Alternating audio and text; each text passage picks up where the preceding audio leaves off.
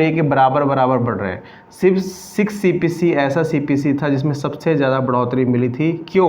क्योंकि ये क्राइसिस का समय था। आपको शायद याद होगा 6 सीपीसी में क्राइसिस आया था फाइनेंशियली, उसके बाद सरकार ने एक बूस्ट देने के लिए 54% यहाँ पर बढ़ाया गया था। ठीक है, और 7 सीपीसी में 14.3 क्यों रहा था? क्योंकि यहाँ पर आपका जो डीए था 125% था, तभी यहाँ पर आपकी जो फिटमेंट फैक्टर था या फिर बढ़ोतरी थी, जो इंक्रीमेंट। दोस्तों कैसे हैं आप? आशा करता हूँ कि आप काफ़ी अच्छे होंगे। हमारे इस सरकारी कर्मचारी हब में आपका हार्दिक स्वागत है। तो आज वो चीज़ हो गई जो काफ़ी टाइम से कम 10 महीने से आप इंतज़ार कर रहे थे कि आपका फिटमेंट फैक्टर पता लगे। तो आज सरकार ने यहाँ पर कंफर्म कर दिया इस चीज़ को। ठीक है, तो आपको मैं सब कुछ बताऊंगा, क्या कुछ फिटमेंट फैक्टर के रिगार्डिंग हुआ है, क्या ऑफिशियली चीज़ें आई हैं सामने, और जो डाटा सामने आया है वो मैं आपको यहाँ पर बताऊंगा। तो बहुत इम्पॉर्टेंट वीडियो, शायद अब ये वीडियो हमारी लास्ट वीडियो हो, उसके बाद जो है सरकार जो है फिटमेंट फैक्टर को 8वें वेतन आयोग का पैनल यहाँ पर घोषित कर दे। ठीक है, तो वीडियो को पूरा देखिएगा, वीडियो बहुत ज़्यादा इंपॉर्टेंट है। ठीक है, क्योंकि ये जो ऑफिशियली चीज़ें अनाउंस हुई हैं वो आपको मैं समझाऊंगा। आपकी सैलरी कितनी बन जा रही है आप देख कर चौंक हो जाएंगे। ठीक है, तो पूरी वीडियो देखिएगा। अगर चैनल पे आप नए हैं, चैनल को आप ज़रूर सब्सक्राइब करें, साथ में आप घंटी का निशान दबा दें ताकि आने वाली वीडियो की नोटिफिकेशन आपको मिल सके।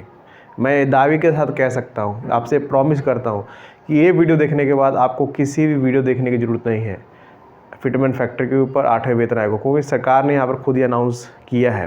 ठीक है, पूरी खबर बताएगा। एक छोटी सी रिक्वेस्ट है, अगर चैनल पे आप नए हैं, चैनल को आप ज़रूर सब्सक्राइब करें, साथ में आप घंटी का निशान दबा दें ताकि आने वाली वीडियो की नोटिफिकेशन आपको मिल सके।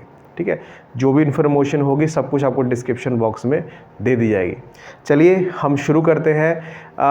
यहाँ पर लास्ट में आपको मैं डाटा विद प्रूफ दिखाऊंगा जो सरकार ने यहाँ पर पेश किया है, और सरकार ने वही चीज़ की है जो हम सोच रहे थे। ठीक है, पहले मैं आपको ब्रीफली यहाँ पर ये बता दूँ, उससे पहले आपको अगर मैं 8वां वेतन आयोग समझाऊँ, आपको 7वें वेतन आयोग की डिटेल जानना ज़रूरी है। अब यहाँ पर देखिए, मैं बोर्ड पे लिख चुका हूँ। ठीक है, आप यहाँ पर देखिए 7 सीपीसी जो था वो 2016 में आया था, ये आपको मालूम है। ठीक है, उसके 10 साल बाद जो है 2026 में आपको 8वां वेतन आयोग मिलने जा रहा है। ठीक है, उस टाइम हमारा जो पैसा था क्या था, हमें 5200 प्लस ग्रेड पे 1800 मिलता था। हमारी सैलरी जो थी 7000 रुपये यहाँ पर थी। ठीक है, विदाउट डीए। ठीक है, और उस टाइम जो डीए था 125% डीए आपका चल रहा था। अगर इसमें से 125% निकालें तो बनते हैं 8750 रुपये। ठीक है, इसको इसमें ऐड करके आपको 15,750 रुपये दिए जाते थे। किसमें? 7 सीपीसी में। इस 7 सीपीसी की सैलरी है। ठीक है, अब जब 6 सीपीसी की सैलरी है। ठीक है, उसके बाद 7 सीपीसी आया। 7 सीपीसी में आपका फिटमेंट फैक्टर जो है सरकार ने 2.57 दिया था, आपको ये याद होगा।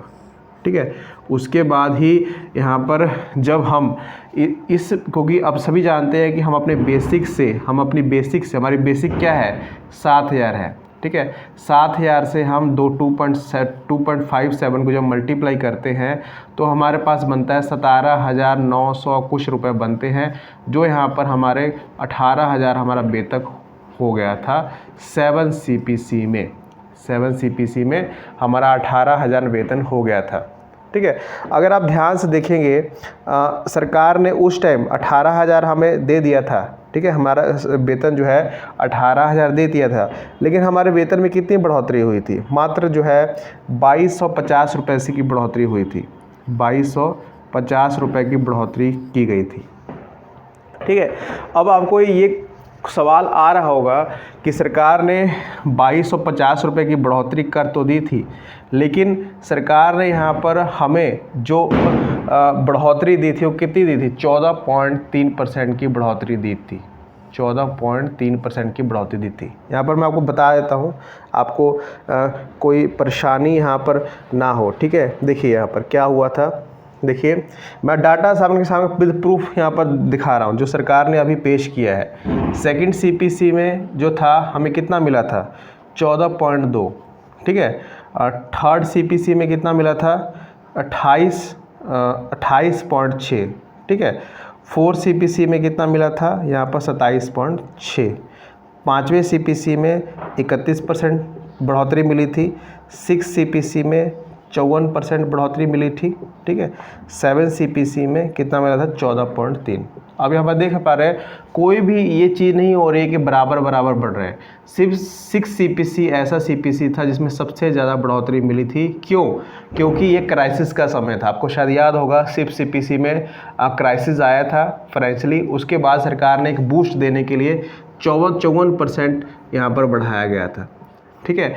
और 7 CPC में 14.3 क्यों रहा था? क्योंकि यहाँ पर आपका जो DA था 125% था, तभी यहाँ पर आपकी जो फिटमेंट फैक्टर था या फिर बढ़ोतरी थी, जो इंक्रीमेंट सरकार ने दिया था, कम दिया था, ठीक है। इसलिए यहाँ पर सरकार ने यहाँ पर आपको 14.3 की बढ़ोतरी यहाँ पर दी थी, ठीक है। अब यहाँ पर सरकार ने ये भी आप खुद निकाल सकते हैं यहाँ पर क्या कुछ सरकार ने शो किया है, मैं आपको दिखा देता हूँ। फॉर्मूला क्या शो किया है, ठीक है। यहाँ पर आपका 2.57 कैसे निकला था? देखिए, हमेशा जो है बेसिक पे को हम जो है 1 मानते हैं, ठीक है। बेसिक पे को हमेशा 1 मानते हैं। आपका बेसिक पे जितना हो उसको 1 मानेंगे, ठीक है। DA कितना था? 125%। 125% के हम परसेंटेज निकाल देंगे तो कितना बन जाएगा? 1.25 ये बन जाएगा, ठीक है। और फॉर्मूला क्या होता है? आपका जितना बेसिक पे है प्लस जितना आपका DA चल रहा है 1.25, ठीक है। साथ में प्लस इसको हम जब ऐड करेंगे तो कितना बनेगा? 2.25 मल्टीप्लाई कितना इंक्रीमेंट दिया गया था? 40.3% अपॉन 100। जब इसका सारा कैलकुलेशन निकालते हैं तो हमारे पास 2.57 निकल रहा है। तो ये गणित आपका 7 CPC में लगाया गया था। ये आपको यहाँ तक समझ आ गया होगा, ठीक है। अब यहाँ पर सरकार ने क्या हमें दिया है और आज के टाइम में, अभी के टाइम में जो मैं आपको वीडियो बना रहा हूँ, सरकार ने क्या अनाउंस दिया है? सरकार ने यहाँ पर, मैं आपको डाटा दिखाना चाहूँगा।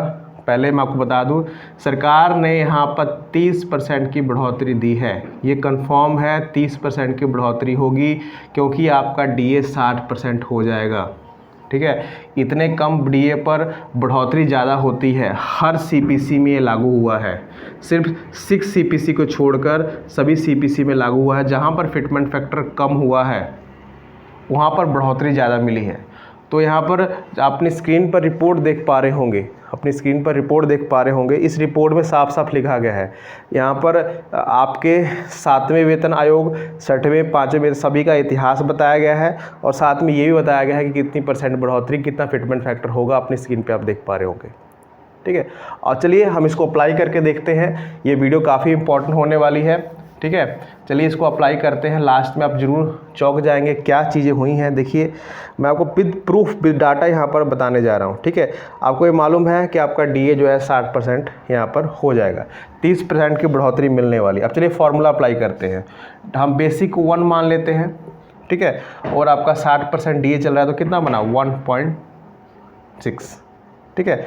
प्लस कितना आएगा? 1.6 30/100। ये आपका फॉर्मूला जो है 10 सालों बाद 8वें CPC में लगने वाला है।